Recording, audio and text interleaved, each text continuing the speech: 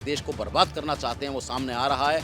और ये मोदी जी की अब अंतिम पारी हम कह सकते हैं। अडानी अंबानी की सरकार दबाव में किसानों को देना नहीं चाहती कुछ भी, किसानों को उनकी उपज का मूल्य नहीं देना चाहती, पूरी तरह से उन पे आंसू गैस के गोले चलाना। और आज तो जो उस पे बैठे आमरण अनशन पे बैठे हैं, हालत बहुत ख़राब है किसानों की। हमारे किसान शहीद हो रहे हैं, हमारे किसान सड़कों पे बैठे हैं, हमारे किसान ट्रैक पे बैठे हैं, हमारे किसान, हो सकता है कि कुछ ना कुछ किसानों के साथ अनहोनी हो जाए। अगर कोई भी सरकार का हिस्सा कहता है कि हम चौधरी चरण सिंह का नाम लेता है, तो वो चौधरी चरण सिंह का नाम सिर्फ वोट बैंक के लिए ले रहा है। अगर एमएसपी का कानून लीगल नहीं दे सकते तो क्या कर सकते हैं बताएं, क्योंकि किसान तैयार नहीं है लीगल कानून के बिना। और लीगल कानून देना नरेंद्र मोदी जी आपको पड़ेगा।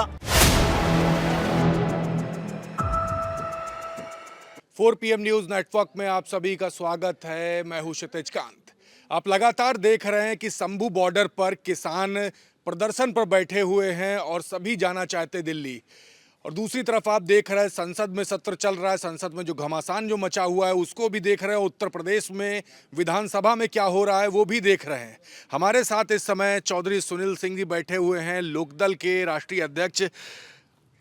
आपके तमाम किसान साथी शंभू बॉर्डर पर बैठे दिल्ली जाना चाहते हैं, लेकिन हालत ऐसी है कि कोई नहीं पहुंच पा रहा। देखिए, जिस तरह से लोकतंत्र की हत्या पूरी तरह करने की जो चल रहा है, आज देश का हाल ये हो गया है कि किसानों को एमएसपी का जो कानून जो सरकार ने वादा किया था कि हम देंगे, किसान सिर्फ इतना चाहता है कि उसको लीगल बना दें, लीगल दे दें। और ये वादा भी किया था सरकार ने, लेकिन सरकार निरंतर टालती जा रही है। अडानी अंबानी की सरकार दबाव में किसानों को देना नहीं चाहती कुछ भी, किसानों को उनकी उपज का मूल्य नहीं देना चाहती। और हालत ये है कि किसान दिल्ली आना चाहते हैं शांतिपूर्ण तरीके से।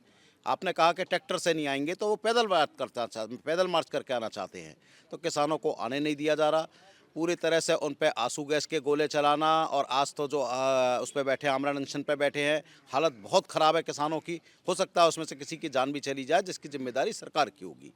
तो आज इस देश में, इस प्रदेश में किसानों का जो हाल हो रहा है कि किसानों को उनकी अपनी फसल का दाम मांगने के लिए, लीगल कानून मांगने के लिए सरकार से ऐसे लड़ना पड़ रहा है जैसे भारत पाकिस्तान की लड़ाई हो और दिल्ली ऐसा हो गया हो जो किसान पहुंच ही नहीं सकता।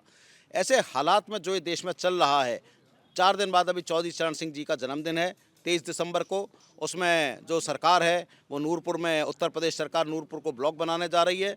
मैं पूछना चाहूँगा उत्तर प्रदेश की सरकार और केंद्र की सरकार से, क्या ब्लॉक बनाने से किसानों को उनकी फसल का दाम मिल जाएगा? अगर ब्लॉक बनाने से किसानों को फसल का दाम मिल जाएगा तो बिल्कुल आप नूरपुर को भी ब्लॉक बनाइए और बिनौली को भी ब्लॉक बनाइए, जितने उनके क्षेत्र हैं, छपरौली, सबको ब्लॉक और भी जहाँ बन सकते हो बना लीजिए। लेकिन किसानों को उनकी फसल का दाम दे दीजिए। जो किसानों को चौधरी साहब का सपना था कि किसान अपने पैरों पर खड़ा हो। अगर आज राष्ट्रीय लोकदल जो केंद्र सरकार के साथ मंत्री बने बैठे हैं, जो नूरपुर में ब्लॉक बनवा कर खुश हैं, अगर आज वो इस बात पर खुश हैं कि नूरपुर में ब्लॉक बनने से किसान को उसकी फसल का दाम मिल जाए और किसान रेलवे ट्रैक पर बैठा रहे, किसान दिल्ली ना पहुंच पाए, किसानों पर अत्याचार हो, अगर वो इस बात के लिए खुश हैं, तो भाई ऐसा सपना चौधरी साहब ने नहीं देखा था। चौधरी साहब ने कभी नहीं कहा था कि मेरे गांव को ब्लॉक बना दो। एक ज़माने में होता था कि लोग ये कहते थे, नेता ये कहते थे कि मेरे गांव में विकास मैं नहीं करूंगा, क्योंकि अगर अपने गांव में विकास करूंगा तो सारा प्रदेश ये कहेगा कि नेताजी ने अपने गांव में विकास कर लिया। वो चरित्र होता था नेता का। आज राष्ट्रीय लोकदल के नेता नूरपुर को ब्लॉक बना के क्या सिद्ध करना चाहते हैं? तो चौधरी साहब की नीति नहीं थी। चौधरी साहब की नीति थी कि सारे प्रदेश को विकास करो, मेरे खाली गांव को विकास मत करो।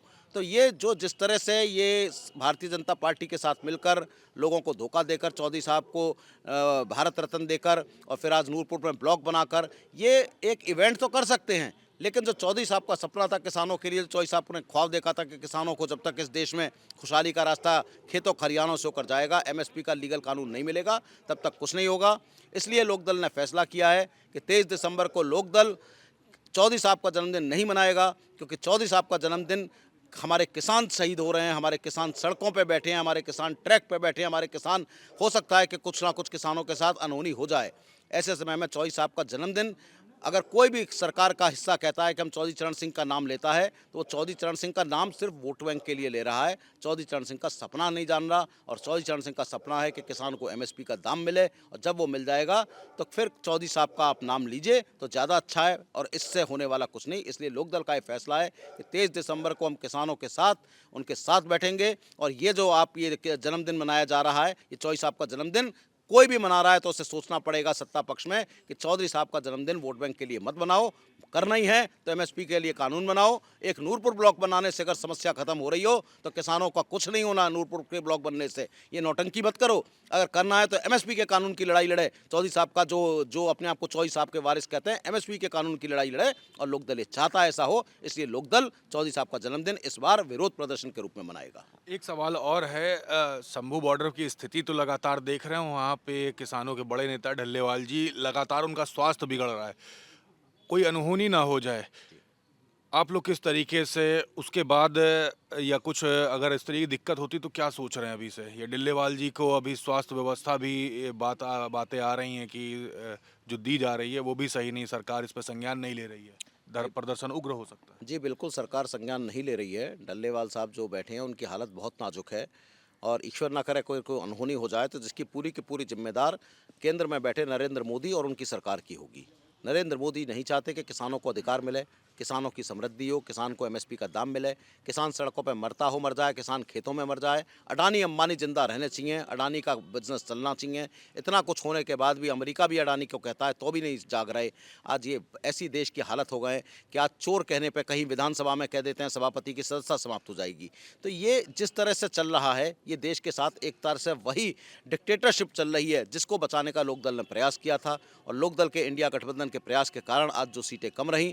आज हमें खुशी है कि भले ही हम सीट में लड़े नहीं, लेकिन हमें उत्तर प्रदेश में जो हमने सीटें दी आज उसके कारण है कि देश का लोकतंत्र बच गया। देश के लोकतंत्र में आज लोकसभा में आज पूरे का पूरा लोकसभा विपक्ष की आवाज़ से गूंज रहा है और वन नेशन वन इलेक्शन हो, चाहे जो इनके काले कारणों में हो, नहीं चल रहे।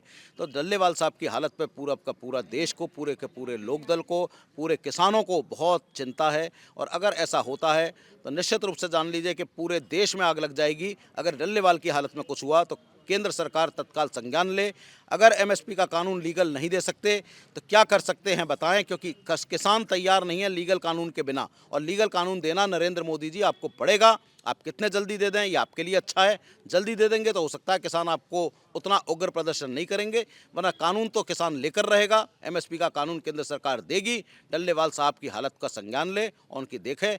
अगर कुछ हो गया तो पूरे के पूरे देश में किसान आग लगा देगा। ये लोकदल आज कहता है केंद्र सरकार से। अमित शाह जी का भाषण आपने सुना होगा, बाबा साहेब भीमराव अम्बेडकर को बहुत याद कर रहे हैं इस बीच में। देखिए, अमित शाह साहब बहुत अच्छे नेता हैं, गुजरात के एक बड़े नेता रहे हैं और काफ़ी कुछ उनके बारे में कहा जाता है जो कहना अच्छा नहीं है, क्या उनका बैकग्राउंड रहा है। आज वो अम्बेडकर जी को कहते हैं कि विपक्ष है कि आप जितनी बार अम्बेडकर जी का नाम लेते हो, इतनी बार लेते तो शायद 7 जन्म में आप स्वर्ग में चले आते, क्या होता। तो ये जिस तरह से उन्होंने एक मजाक बनाया अम्बेडकर जी का, वो नहीं जानते कि अम्बेडकर जी का कद कितना बड़ा है। वो ना नेहरू को जानते, ना गांधी को जानते। गांधी के हत्या करने वालों के साथ खड़ी भारतीय जनता पार्टी। आज जिस तरह से आज जो इनका चरित्र रहा है, तो आज अम्बेडकर का जिस तरह से अपमान किया है, अमित शाह को तत्काल अपने नरेंद्र मोदी को, अगर इस देश में दलित वोट चाहिए, अगर दलित वोट और अम्बेडकर का सम्मान है तो नरेंद्र मोदी संज्ञान लें, अमित शाह को बर्खास्त करें। अन्यथा ये मान लें कि पूरे का पूरा देश इस बात को देख रहा है कि किस तरह केंद्र में अमित शाह ने अपमान किया। भले ही उसको किसी अलग रूप में वो प्रस्तुत करना चाह रहे हों, लेकिन आज पूरे जिस तरह मजाक बनाया अम्बेडकर जी का कि अगर विपक्ष उनका नाम ले तो विपक्ष आज उनका अम्बेडकर जी का नाम भी ना ले। तो ये जो कहना, जिस तरह से आप मजाक बना रहे हैं अम्बेडकर जी का, आपकी आदत बन चुकी है लोकतंत्र को परिहास करने की। लेकिन आज हमें खुशी है कि आज देश के लोकसभा में एक ऐसा तगड़ा विपक्ष खड़ा है, इंडिया गठबंधन खड़ा है कि आज इनकी दाल नहीं गल रही और ये परेशान है और ये सब प्रयास इंडिया गठबंधन के कारण हुआ। और आज खुशी है कि आज नरेंद्र मोदी जी का जो 400 पार का नारा था, 2/3 संविधान, वो नहीं हुआ। अगर होता तो देश कहाँ पहुँच गया होता। आज बड़ा वन नेशन वन इलेक्शन होता तो पता नहीं देश में क्या होता, ये बड़ा मुश्किल है कहना। तो आज इनका सपना जो एक जिस तरह का एक देश को बर्बाद करना चाहते हैं वो सामने आ रहा है और ये मोदी जी की अब अंतिम पारी हम कह सकते हैं जिस तरह से है। अगर अमित शाह को संज्ञान नहीं लिया तो दलित इस देश का देख रहा है और आने वाले समय में इसका जवाब अपने वोट से देगा। दूसरी बात कर ले, अभी बीते समय चुनाव बीत गया, सीटों की मांग थी आपकी तरफ से, नहीं मिली। क्या आगे आने वाले समय में आप लोग डिमांड करते हैं और इसी तरीके की गतिविधियां रहेगी तो क्या इंडिया गठबंधन आप छोड़ देंगे, खुद से चुनाव लड़ेंगे, या अभी भी कुछ बातचीत है इस चुनाव के बाद भी? जो खैर आपने मांगी थी, खैर सीट तो मिली नहीं और हार भी गई इंडिया गठबंधन। देखिए, निश्चित रूप से जानिए कि जो 2024 का चुनाव था लोकसभा का, लोकदल ने इंडिया गठबंधन के साथ देश बचाने को खड़ा हुआ था और उस समय भी हमने कहा था कि हमारी कोई मांग नहीं है। आज देश की मांग है कि इस देश का लोकतंत्र बच जाए, देश का संविधान बच जाए। उस लड़ाई में हमने उनका साथ दिया इंडिया गठबंधन का। हमें खुशी है कि उत्तर प्रदेश ने वो परिणाम दिया जो बाकी राज्य, चाहे मध्य प्रदेश हो, चाहे बिहार हो, चाहे राजस्थान हो, चाहे अन्य राज्य हो, नहीं दे पाए। उत्तर प्रदेश ने 37 से ज़्यादा सीट देकर दिखा दिया कि आज देश में लोकतंत्र बचाने में उत्तर प्रदेश की महत्वपूर्ण भूमिका है। तो ये इंडिया गठबंधन का जो हमारा साथ था वो देश बचाने को था, देश के साथ का था। आज भी इंडिया गठबंधन में लोकदल साथ है। उत्तर प्रदेश का 27 का चुनाव इंडिया गठबंधन के साथ मिलकर लड़ेगा। हम चाहते हैं कि बाकी दल भी जो भी इंडिया गठबंधन के साथ हैं, साथ रहें। अगर हम साथ रहेंगे तो विपक्ष पे भारतीय जनता पार्टी को हराने का काम करेंगे। अगर हम आपस में बट के लड़ेंगे तो भारतीय जनता पार्टी फिर उत्तर प्रदेश की सत्ता और सत्ताएं लेना चाहेंगी। तो आज समय इस बात का है कि इंडिया गठबंधन को साथ मिलकर ही उत्तर प्रदेश का चुनाव लड़ना चाहिए। उपचुनाव के नतीजों से नाराज हैं? देखिए, बिल्कुल जिस तरह से उपचुनाव में हमने खैर की बात करी और हमने ये भी कहा था कुछ लोगों से कि खैर अगर आप देंगे तो आपको उत्तर प्रदेश का मुख्यमंत्री का पश्चिम का बहुत बड़ा रास्ता मिलता है। खैर कुछ कारण से जो भी उन्होंने लोग नहीं समझ पाए और ऐसी गलतियां होती हैं कई बार कि जिसके कारण से आने वाले समय में जो परिणाम आते हैं उससे बहुत नुकसान होता है। तो जो कुछ हो गया वो हो गया, नाराज़गी अपनी जगह है, लेकिन फिर भी आज देश के बाद में प्रदेश बचाने की ज़रूरत है और प्रदेश बचाने के लिए हम इंडिया गठबंधन के साथ हैं और इंडिया गठबंधन के साथ रहेंगे। और हम चाहेंगे कि जो इंडिया गठबंधन के घटक दल हैं, चाहे वो आम आदमी पार्टी दिल्ली में हो, चाहे समाजवादी पार्टी उत्तर प्रदेश में हो, या अगर आप दिल्ली में भी अलग लड़ेंगे तो निश्चित रूप से जानिए भारतीय जनता पार्टी को आने से आप रोक नहीं पाएंगे। आप भारतीय जनता पार्टी का रास्ता खोल रहे हैं। अगर दिल्ली में केजरीवाल अगर अलग लड़े और साथ में अखिलेश यादव रहे तो ये एक अलग तरह का जो एक समीकरण बना रहे हैं, भारतीय जनता पार्टी को जीत का रास्ता प्रशस्त कर रहे हैं। बेहतर है इंडिया गठबंधन को बना के रखा जाए, दिल्ली में भी आपस में सामंजस्य बनाया जाए, आपस में सामंजस्य बना के लड़ें, उत्तर प्रदेश में भी 27 का चुनाव लड़ें, तभी हम भारतीय जनता पार्टी को जीत पाएंगे। क्योंकि ईवीएम से जितनी ये बेईमानी करते हैं, जिस तरह से ईवीएम 25% से ज़्यादा वोट तो इनको अपने आप हर चौथा वोट इनको मिल जाता है, उसको पूरा करने के लिए इंडिया गठबंधन की ज़रूरत है और इंडिया गठबंधन की यूनाइटेड होने की ज़रूरत है। तो हम चाहेंगे कि इंडिया गठबंधन साथ में लड़े और उत्तर प्रदेश में लोकदल इंडिया गठबंधन के साथ है आज की तारीख में। आगे भी हम चाहेंगे कि हम सब साथ मिलकर चलें और देश में एक नया वातावरण एक बनाएं। आखिरी सवाल लेंगे। यहाँ से कुछ ही दूर पे कांग्रेस का कल प्रदर्शन हुआ और प्रदर्शन में एक व्यक्ति की, एक समर्थक की जान भी चली जाती है और जो बैरिकेडिंग थी वो उसी तरीके से जो किसानों के लिए लगाई गई थी। देखिए, बड़े दुख का विषय है कि कोई लोकतांत्रिक परंपराएं तो आजकल सत्ता पक्ष भूल गया है और ये भी भूल गया है कि आने वाले समय में कल उसे विपक्ष में कल भी बैठना पड़ेगा, उसे भी बैठना पड़ेगा। तो जिस तरह कांटों की बैरिकेडिंग लगाई गई, जिस तरह अब ये कमी और रह गई है कि विधानसभा के रास्ते में कीले खड़ी कर दें। एक समय आने वाला ये भी होगा कि कल को अगर लोकदल करता है या कांग्रेस फिर करती है तो ये भी होगा कि विधानसभा के सामने कीलों की वो जो सड़क पर लगा दें किसानों के लिए जैसे लगाई थी वो भी लगा दें।